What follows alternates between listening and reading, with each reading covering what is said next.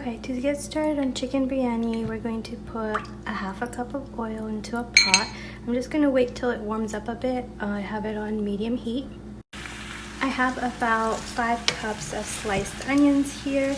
I'm going to cook these for about 20 to 25 minutes until they're lightly golden brown, caramelized, and softened.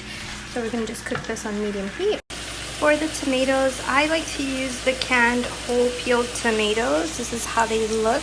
You want the skin removed from the tomatoes because it gives it a smoother finish to the masala. So we're going to need 3 cups of this. So I'm just going to blend this up. I also have 3 cups of basmati rice soaking in a bowl. I'm just going to rinse and drain it a few times until the color runs clear. So a little hack, I like to puree extra tomatoes and then just put them in little 1 cup increments in Ziploc baggies and then freeze them so next time I don't have to do this step. And then they stack really well in the freezer. I also parboiled my chicken. Parboiling basically means boiling it in water for about 5 to 7 minutes with some salt just to get some excess impurities and it gets rid of the smell of the chicken. Our onions look great, so now to this I'm going to add 3.5 cups of the pureed tomatoes. I misspoke last time and said 3 cups, but I meant to say 3.5 cups. Now we're just going to cook this down for maybe about 5 minutes. Now in the blender I have the tomato onion mix with 3 cups of yogurt, 2 cups of water, and 3 tablespoons of minced garlic or pureed garlic, and 1.5 tablespoons of pureed ginger. I switched it to a bigger pot because the little pot didn't fit, but you want to blend it really smooth. Blend it longer than you think you have to, just so the consistency is really smooth. We're going to cook this on high heat, medium-high heat for about 20-25 minutes. So I just made my spice blend for the biryani, and after about 10 minutes we're going to add it to the pot. You do want to make sure you do keep on stirring it throughout, and I'm just going to add all of my spices, mix it well, cover it, and cook for an additional 10-15 minutes. Okay, so now we're just going to add our chicken into the mixture. Be careful, it's really hot. And then you just want to mix well. This is 1 whole chicken cut into, I believe, like 16 pieces. So we're just gonna mix that well and cook it for about 45 minutes, 30 to 45 minutes, up till an hour, depends on how big or small you cut your chicken in. I know this is blasphemy, but kind of are sleeping on canned potatoes. If you have time, I don't have any potatoes, so I'm just gonna use a canned potato and I cut it in half.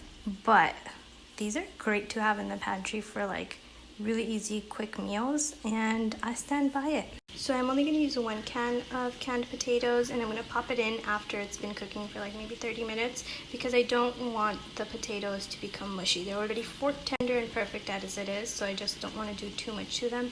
If you have regular potatoes, just peel it and then add them in with the chicken, or a little, like maybe 10-20 minutes after the chicken, so then it cooks along with it. So after 20-25 minutes, the chicken is thoroughly cooked, so I'm just going to remove the chicken and cook down the sauce until it's like a thicker gravy consistency. So that's basically it. I switched the pot just so it's easier to keep an eye on it and it doesn't stick to the bottom. So you want it to be thick like this, but it still has a little bit ways to go. So this is when I'm going to add, this is optional if you want to add your potatoes.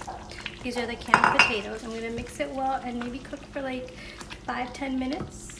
And make sure to keep a lid on it because it will splatter. And I cooked it for maybe like 10 minutes before I added the potatoes.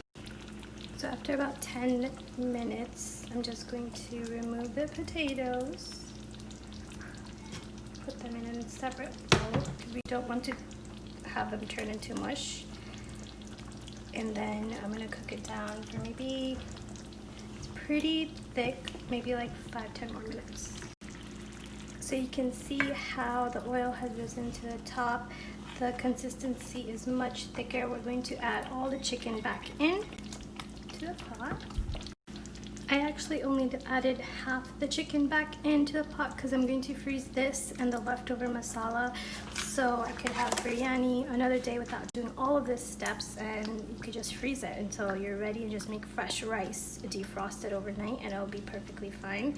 So I just added the chicken back in. Now I'm going to take this off the heat and get to work on our rice. So I'm going to get working on the rice. I'm going to just use this loose leaf tea like strainer kind of thing to put all of our spices in, because ain't no one like those little black balls, man. We're just gonna flavor the rice. So in a large pot I added 12 cups of water and 6 teaspoons of salt.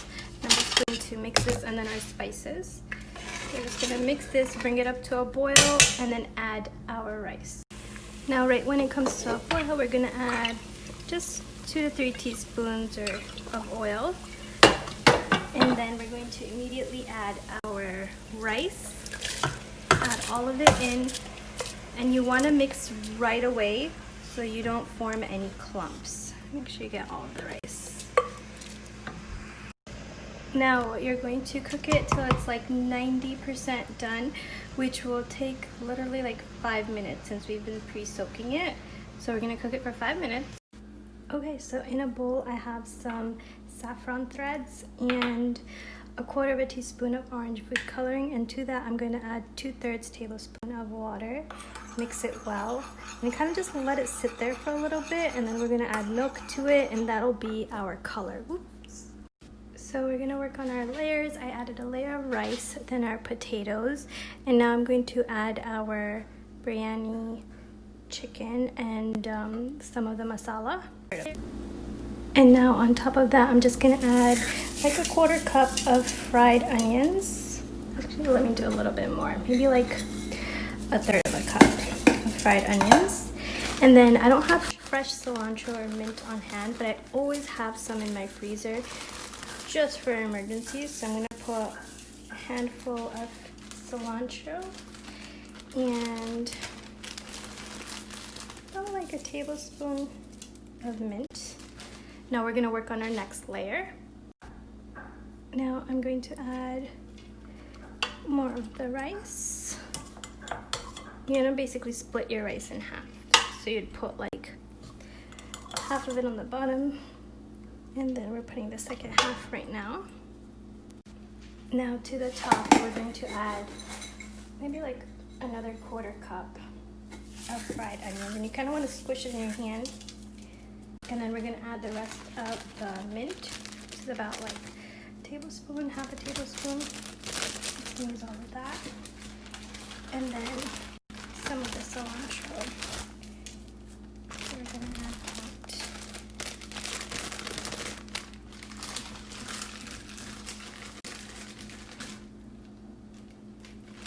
And then to our saffron thread, we are going to add a little bit of milk.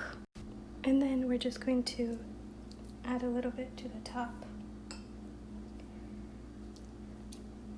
And okay, so you can either add some oil, like 4 teaspoons of oil, 3-4 teaspoons of oil, or I added some butter. I added about a tablespoon of butter, and I cut them up in pieces. Now I'm going to add some paper towel on the top, and then cover it tightly with foil. Want to make sure that once it steams, all the steam is inside there, and you're gonna basically like put a dum to it. That I don't know how to say it in English. Now I'm gonna put it on the stove on medium high heat for just 2 minutes, and then we're going to transfer it and put it for 20 minutes on low. You also want to cover the top. Now after 2 minutes have been done, we're going to remove it off the heat. We're going to add a really big frying pan, or if you have a tawa, you can use that. I'm gonna place the pot over it, and then lower the temperature to medium-low and cook for, or like let it steam for 20 minutes. And this is the chicken that I took out earlier in the masala that's left over, and we're just gonna freeze these separately. And then next time you wanna make biryani, all you have to do is make the rice. Just make sure that it's completely cooled down before you pop it in the freezer, and make sure to label it with the date. Okay, so it's been 20 minutes. We're just going to check up on it. Let's take out the layer of foil. It's steamy. Oh, careful. Okay, you guys, be careful. Okay, and then to check if it's done, just stick your spatula in, and if it comes without like any masala, that means it's done. I learned that trick from Blended Spice. So you just want to use like a bowl or a small plate to remove the biryani, and the reason for this is because you don't want to break up the rice. That's how my mom and dad always used to do it, or do it at the restaurant.